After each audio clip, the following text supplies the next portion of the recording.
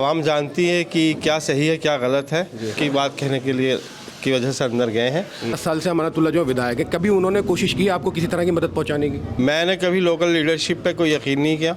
ये थोपा जाता है कि बीजेपी जीत जाएगी, बीजेपी को हराना है। हमने इस बीजेपी का ठेका नहीं ले रखा हराने और जिताने का। तो केजरीवाल जी ने 2 दिन बाद ट्वीट किया था, एनआरसी को हम ख़त्म कर सकते हैं अगर दिल्ली पुलिस हमारे हाथ में होती।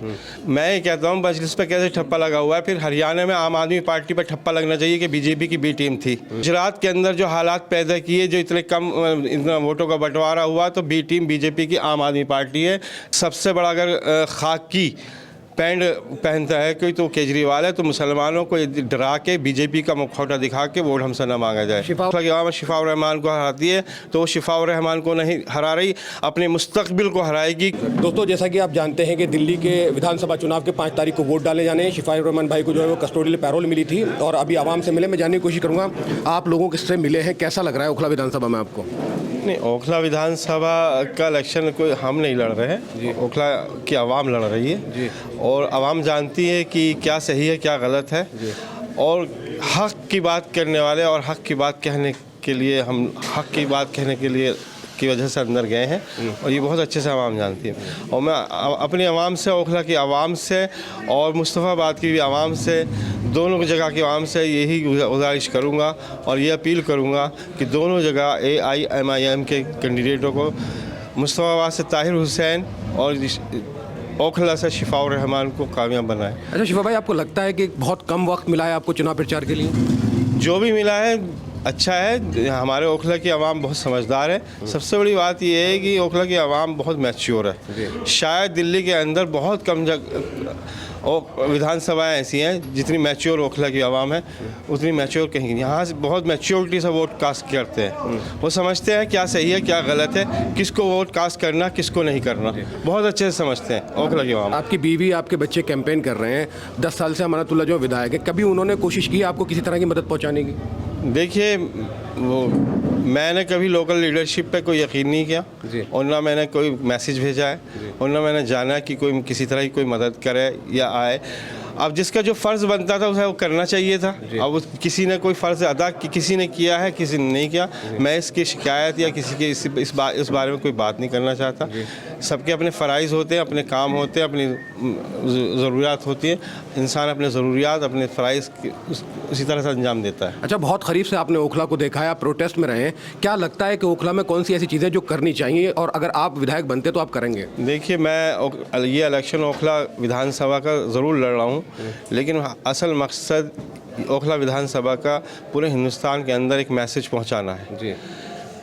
ये नहीं है कि ओखला विधानसभा का जो इलेक्शन है ये पूरे हिंदुस्तान को एक नया मोड़ देगा, क्योंकि ये जो इलेक्शन है ये शिफाउर रहमान का इलेक्शन नहीं है, ये पूरे मिल्लत का है, पूरे हिंदुस्तान के मिल्लत का है।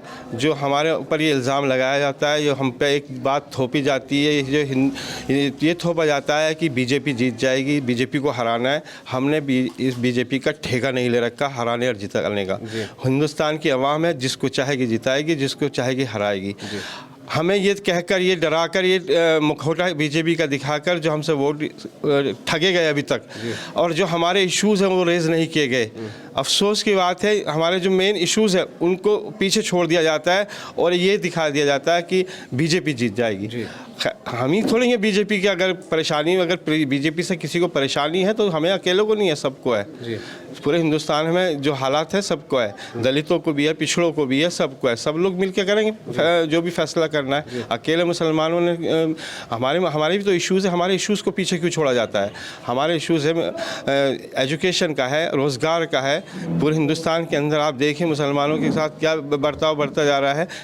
बेरोज़गारी पर कौन बोल रहा? केजरीवाल ने, जब हम NRC का मुद्दा हमने उठाया था तो केजरीवाल जी ने 2 दिन बाद ट्वीट किया था कि NRC को हम ख़त्म कर सकते हैं अगर दिल्ली पुलिस हमारे हाथ में होती। ये प्रोटेस्ट हम 2 दिन के अंदर ख़त्म करते हैं। 2 दिन जब प्रोटेस्ट शुरू हुआ था उसके 2 दिन बाद ट्वीट आया था केजरीवाल जी का। अच्छा, एक बात, एक लगातार लोगों में ये शिकायत है कि मजलिस से ही क्यों चुनाव लड़ा जा रहा है, क्योंकि मजलिस पे ठप्पा लगा हुआ है कि वो बीजेपी की बी टीम है। मैं ये कहता हूँ मजलिस पे कैसे ठप्पा लगा हुआ है, फिर हरियाणा में आम आदमी पार्टी पर ठप्पा लगना चाहिए कि बीजेपी की बी टीम थी। गोवा के अंदर ठप्पा लगना चाहिए कि बीजेपी की बी टीम थी आम आदमी पार्टी, कांग्रेस की सरकार नहीं बनने दी। गुजरात के अंदर जो हालात पैदा किए, जो इतना वोटों का बंटवारा हुआ, तो बी टीम बीजेपी की आम आदमी पार्टी है। कि मैं गारंटी के साथ, चैलेंज के साथ कह सकता हूँ कि सबसे बड़ा अगर खाकी पैंट पहनता है कोई तो केजरीवाल है। तो मुसलमानों को डरा के बीजेपी का मुखौटा दिखा के वोट हमसे न मांगा जाए। शिफाउर रहमान और ताहिर हुसैन 5 साल जेल में थे, लेकिन असदुद्दीन ओवैसी बीच में नहीं मिलते। लोग ये भी कह रहे हैं कि अब चुनाव आया है तो उन्होंने पांसा फेंक दिया इन दोनों विधानसभा पे। दिल्ली दंगे के आरोपियों को जो है वो टिकट दे दिया है। देखिए, दिल्ली दंगों के आरोपी ने उन्होंने बहुत सोच समझ के दिया है। मैं फिर कहता हूँ, ये मैसेज पूरे हिंदुस्तान में पहुँचाने के लिए है कि हमारे नौजवान समझ चुका है, जान चुका है कि हमें अपनी लीडरशिप कायम करनी है। जब सुबह हो तब सवेरा।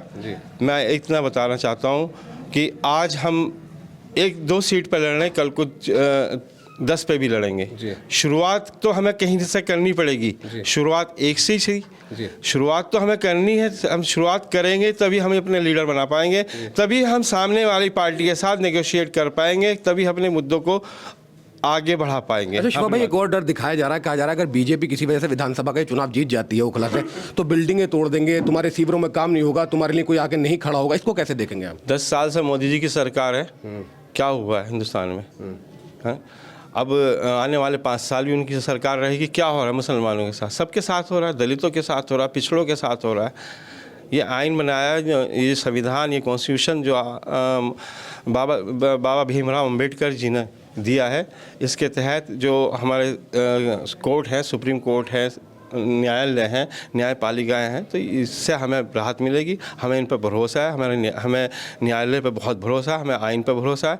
आइन को बचाने के लिए हमें कोई भी कुर्बानी देनी पड़े, हम वो कुर्बानी देने के लिए तैयार हैं। और शिफाउर रहमान आज अगर ओखला से हारता है, अगर ओखला की आवाम शिफाउर रहमान को हराती है, तो वो शिफाउर रहमान को नहीं हरा रही, अपने मुस्तकबिल को हराएगी। क्योंकि अगर आज एक शिफाउर रहमान जेल में है और वो अपने नौजवानों के लिए, अपने कौम मिल्लत के लिए अगर जेल गया है, किसी क्राइम के लिए जेल नहीं गया, किसी का प्लॉट कब्जाने के लिए जेल नहीं गया, किसी के पैसे लेने के लिए जेल नहीं गया, वो कौम मिल्लत के लिए गया है।